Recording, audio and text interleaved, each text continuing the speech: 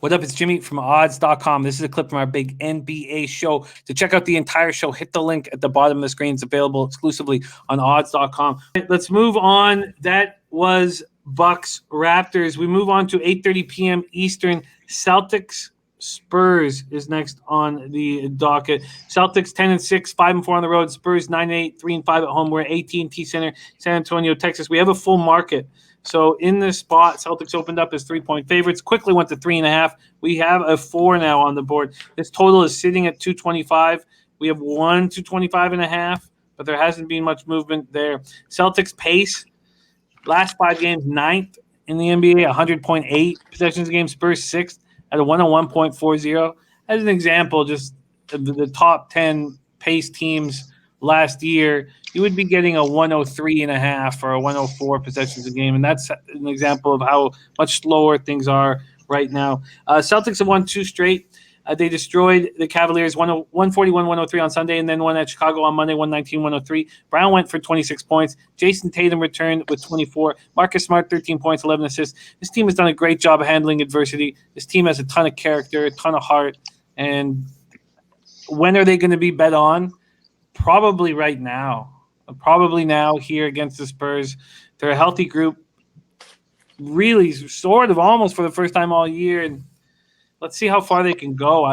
This team has a double-digit winning streak in them. And right now, there's a ton of NBA teams hurting and messed up. Right. Spurs are coming off an easy 121-101 win at home over Washington on Sunday night. They were supposed to play New Orleans on Monday night, and that game was wiped out due to COVID issues with the Pelicans. And I wanted to back the Pelicans in that spot badly. And, I put out that was my whole plan, and I took a bunch of heat. And the more people who were saying that's crazy, you can't be doing this, the more I was like, I'm going to watch it. I'm just going to cash. And then I just sit there doing fucking squat-ass nothing on Monday night. They had 7 players score in double digits in their win over Washington. No one played more than DeJuan Murray's 31 minutes. It's a rested team.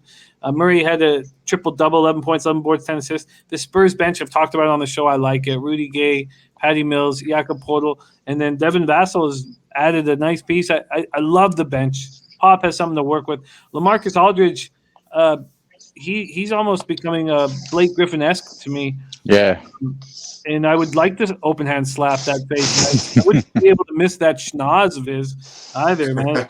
He'd go down with a bloody nose. I just don't know how much he cares, man. I do not know how much he cares. 6'11", 265-pound starting center that's not rebounding and doesn't want to go in the dirty areas. Get off the court, man. It's 5 of his 6 games. He has 3 rebounds or less. 5 of 6. In 4 of those games, he has 2 boards. Yeah.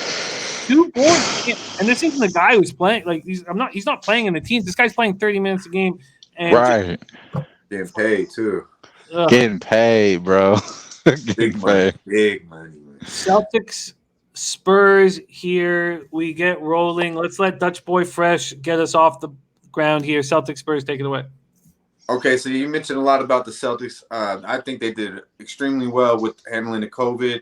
They're a very deep team. In the Spurs, they do have a nice bench as well, and they're deep. But I believe, the Celtics are just better in every aspect. We might be able to talk about the bench here, but other than that, Tatum, Jaylen Brown, he's big time, man. I've been on this guy for a while now. Everyone else is really starting to see how good he can be and how good he will be.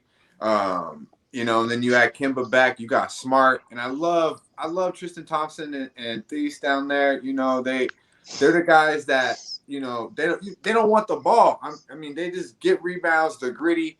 They're happy with Jaylen Brown and Tatum doing their thing and Kemba. All they want to do is clean up and win. And those are the type of players you need. They're fit. They're glue guys, And I think Boston has a lot of that. They got the talent with the glue. Stevens is a coach. I agree, Jim. Like, this is a spot for them. They're 6-3 ATS in their last 9, 4-1 ATS in their last 5 is a favorite. Now the Spurs at home, they've been money on the road, but at home they're 3-5 straight up. They're 4-4 ATS at home and 2-3 ATS at home in their last 5. So they actually have been a team you can make money against playing them in San Antonio. And when you tell me that I'm going to get Boston at a -3. I want to jump all over it. I love this game, and I expect Tatum, Brown, and Kimball all to eat. So I can't look at any props because I like the matchups from every aspect. And down low, I think Aldridge probably won't get more than 4 rebounds because Thompson and Theis, however the fuck you say his name, they're gonna be eating. Go ahead, Wham. What's his name? Dice. Okay, all right, yeah, my man. All I know is he moves up and down the court, rebounds, and if you leave the motherfucker open, And he's shooting it. Yeah, he's shooting it for sure. Any day, man. Just think Vanilla Dice, and you'll remember. Vanilla Dice. Facts. Yeah, Facts. But yeah, I want to lock in the Celtics -3, Jim.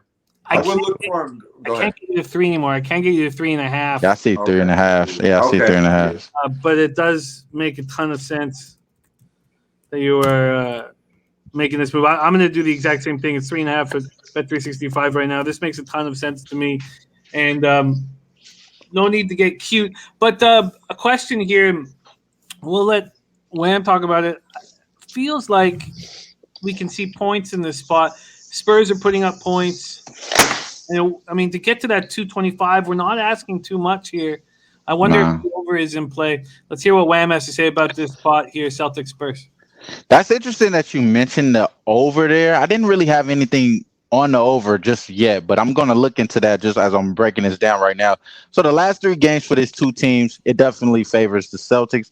Not only are they getting their superstar future Tatum back, who dropped 24 points in his return, they're getting some really good shooting back. They're shooting 50% from shooting percentage. This Spurs team shooting 44%, not too far off, but they're shooting 47 from 3. The Boston Celtics is these last 3 games. This Spurs team, who has been switching it up. I've been reading a lot of articles before this season started that they're going to try to shoot a lot more threes, get these tempos up. They don't really have the personnel, though. They don't have anybody that's real shooters. I mean, but they have been shooting it up. The last 2 weeks, they shot 30 on an average 33s per game. They only shooting 33% from the last 3 games, though. Now, what the Boston Celtics concern me is that they kind of been relying on turning over the ball for their opponents. Their opponents, they've been averaging 18 turnovers per game. They've been forcing 18 turnovers per game. This Spurs team, great coach, 8 turnovers per game their last 3 games. So they've been pretty tight with the ball. They've been really tight there. But as far as this Celtics team, they're ranked number 1 in points allowed in the second quarter, ranked number 4 in points scored in the second quarter. And the Spurs team at home, like Dutch mentioned, hasn't been playing well. They're 1-7 against the spread in the first quarter. Give me the Boston Celtics first quarter. I want the first half as well. They're 7-3 in their last 10 in the first half. And getting Tatum back just only makes it more special. I like the first half, first quarter. I'm taking that, bro. Yeah, I love that, man. They've been money first half, too. I was thinking the same thing, bro. I can't get you. I thought they'd have them up, but they don't seem to have them up yet. Surprising, I thought they have them up, but. And as far as that total, man, these guys been scoring 112 points for Boston, 110 points for San Antonio.